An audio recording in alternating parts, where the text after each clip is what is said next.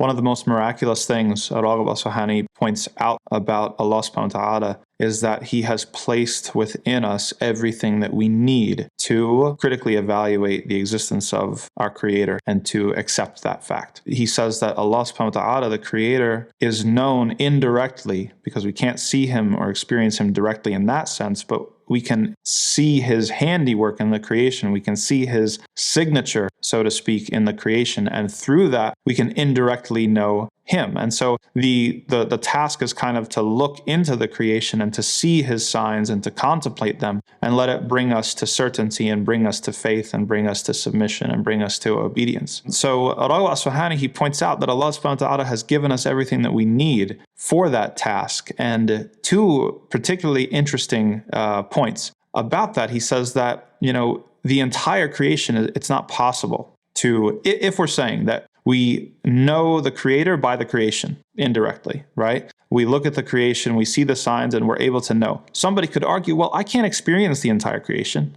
right? How am I supposed to basically, I can't be responsible for all, human history and all these sorts of things, every single part of the earth. I mean, we didn't have Google Earth until very, very recently, right? And al-Raghib al-Isfahani says, listen, but Allah subhanahu wa ta'ala made human knowledge very, very particular and special in that He allowed it to be cumulative, right? And this is part of the meaning behind when Allah subhanahu wa ta'ala says in the Quran, allama bil qalam, is that He taught by the pen, or He taught human beings this special type of knowledge that is cumulative. It's not just me coming into the world, tabula rasa, right? Just completely blank slate, and then I have to figure out everything on my own. It's actually, I get to then study the works of others and benefit from the experience of others and the thought of others and the witness and the testimony of others.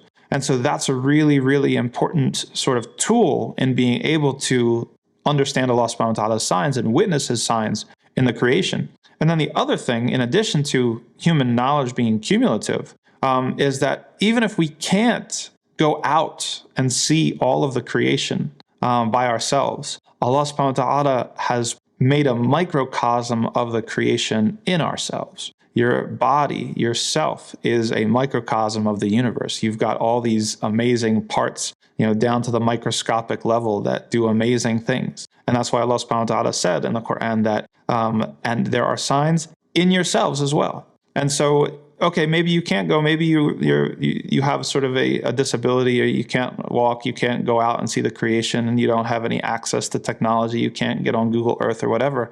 Just look at yourself. Look at your fingers, look at your toes, look at the way that respiration happens, look at the way that reproduction happens, look at the skeletal system and the muscular system and nerves, the nervous system, all these sorts of things. It would be enough.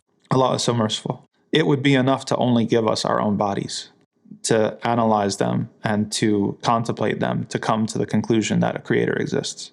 But Allah subhanahu wa ta'ala has gone far beyond that. He's given us the signs within our own selves and outside of our own selves in the creation.